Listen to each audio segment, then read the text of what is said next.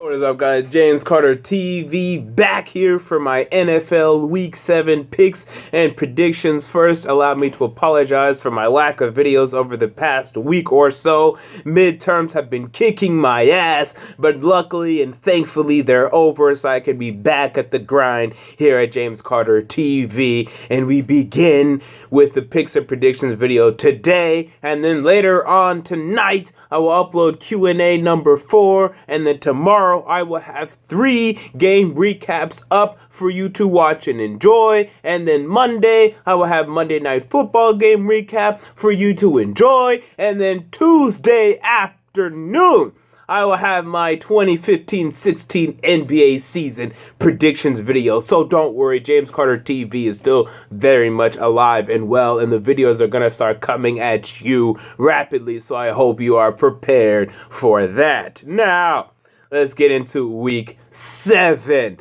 And this is a week that I'm very confident about. I believe this week I could really have a really nice week. I could really get a lot of these picks down and correct. And we start off with one game that I already got correct. I correctly predicted, as pretty much the world did, the Seattle Seahawks to beat the San Francisco 49ers. So that's a 1-0 start. Good. Let's keep that up. I thought the score would be 23-10. It ended up being, 20-3. And I didn't even watch the game, to be honest, because I actually had a midterm that night. I missed nothing.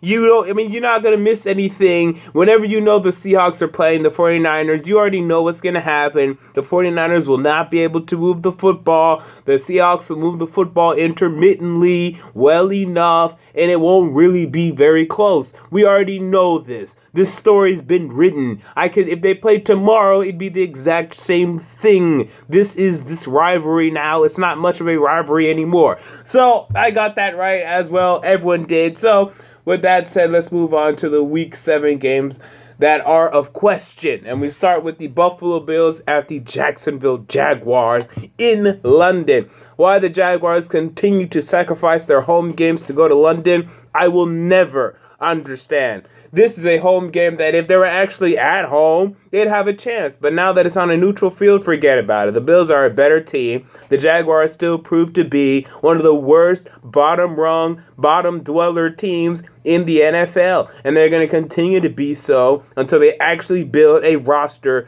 capable and comparable to that of the rest of the NFL. The Jaguars, they did have a little bit of talent added over the offseason, but you know how much talent they need in order to finally be an average football team? They still have a way to go until they're average. Right now, they've gone from absolutely out of the league in terms of talent to now being one of the worst in the league in terms of talent. So talk to me when they're average, because they still have a way to go before that. But with all that said, yeah, I'm picking the Bills to win this game. They're just a more talented team. All right, we have the Minnesota Vikings at the Detroit Lions.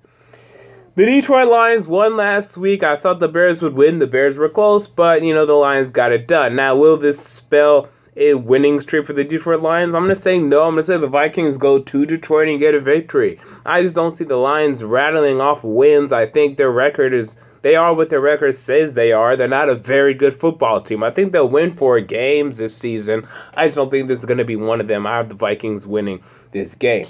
We have the New Orleans Saints at the Indianapolis Colts. If you asked me a week ago, I was going to pick the Saints to win this game, but with the way the Colts played last week, they were competitive. They appeared to be the old Colts in terms of disappointing against good teams and playing well against teams like this. They'll beat a team like this, and they'll beat New Orleans on Sunday. All right, we have the Pittsburgh Steelers at the Kansas City Chiefs. Now, this is a game that has an asterisk for me. If Ben Roethlisberger is playing, give me the Steelers. If he's not, give me the Chiefs. I know Landry Jones played okay in relief duty for Michael Vick last week. I can't trust that. He's a number 3 quarterback. He's not very good. In the preseason, he looked very pedestrian, very bad, to be honest. And the Steelers, they keep winning. How are they winning games with these guys? I don't know. Maybe I should stop betting against that, but I won't. I'm going to keep betting against it. And I know the Chiefs are bad. I know their record says they're bad, but I think they can beat Landry Jones. I believe they can beat Landry Jones. So give me the Chiefs if Landry Jones is playing, but if Ben Roethlisberger is playing, give me the Steelers. All right. We had the Houston Texans at the Miami Dolphins. Texans won last week, proving that the Jets with Jaguars are just a bad football team, but I'm not buying into the Texans hype. I think all they did last week was move themselves down a rung, down a spot or 2 or 3 or 4 in the NFL draft order. And so really, it was a loss, that win was to me, because this season's over to me for the Houston Texans. I know they're a game behind in the AFC South. They're not going to win the AFC South. Their focus should be on getting a franchise quarterback in the 2015 NFL draft. And the fact that they won last week, I think, is ridiculous, but they'll get back to their losing ways as they go to Miami, who looks like to be riding the ship now under Dan Campbell. All right, we have the New York Jets at the New England Patriots. This will be a good, close Jets-Patriots game. New-look Jets. I think the Jets will end up beating the Patriots. I know people expect the Patriots to be 16-0. I think the Jets are going to beat the Patriots, but not this week. Not in New England, not in Foxborough. But call me when they're in the Meadowlands. I'm picking New York. But for now, give me the Patriots to beat the Jets. All right, we have the Cleveland Browns at the St. Louis Rams. I do believe that the Browns are a better team than the St. Louis Rams. If this game was in Cleveland, I'd pick Cleveland. If this game was on a neutral field, I'd pick Cleveland. But it's in St. Louis. Plus, St. Louis, what they want to do, they want to give Todd Gurley 40 carries a game. That's what Jeff Fisher loves to do. Why? I don't know. Someone call him and tell him it's 2015. So, they want to give him 40 carries. And then Cleveland's the worst team against the run. It's just a matchup problem. It's a matchup issue. I think the Browns are a more talented team, but that's just a horrible matchup right there. So because of that and because they're at home, give me the Rams. We have the Tampa Bay Buccaneers at the Washington Redskins. Tampa Bay is coming off a bye week, and that is cause for concern. But I think Washington is a good old 6-10, 7-9 football team, and this is a game that they should win. The Bucs are in the same boat, by the way. They're a good 6-10, 7-9 football team, but since it's in Washington, and Washington has been a little more competitive than Tampa Bay has been throughout the season, give me Washington to win at home. All right, we have the Oakland Raiders at the San Diego Chargers. Chargers keep losing games. They need to win this football game or they're going to start thinking about 2016. Oh, and I think when I was talking about the Texans, I was saying 2015 draft, 2016 draft. Wow.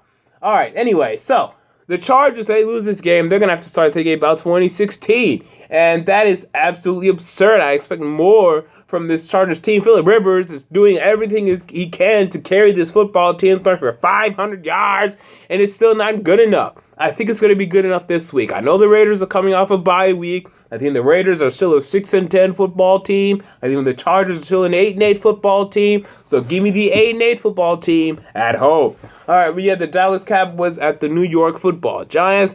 I think this will be close. I think Joseph Randle will rank off some touchdown runs. I think Matt Castle will make it competitive. But at the end of the day, you have to pick the Giants to win this game. You have to. But if the Giants lose this game, forget it. The NFC East is lost. I know this is week 7. I know this is early. But you can't keep losing divisional games. New York. You would have lost to Dallas already. You will have lost to Philadelphia. You beat the Redskins. Okay, fine.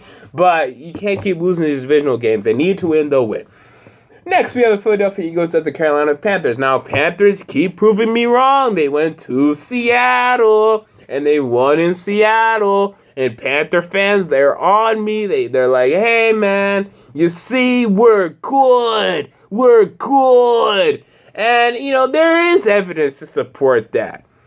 But I'm not buying it yet. I don't know why. So this is the game I'm really struggling with. Even now, as I look at it, I'm struggling trying to decide who's going to win this football game. They're gonna shoot me, but I don't care. I'm picking the. Let me pass. I'll come back to this. Let me think about it. All right, I forgot about this. We have the Falcons and the Tennessee Titans. I know why I forgot because I don't want to talk about it. All right, my Tennessee Titans, they're done. They're finished. They're gonna get their ass kicked against the Atlanta Falcons.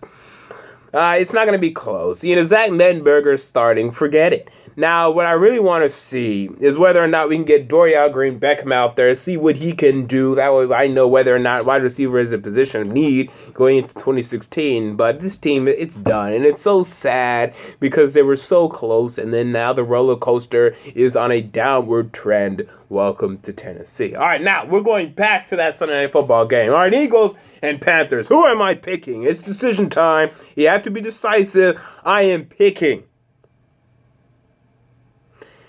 the Carolina Panthers. And I'm going to regret this.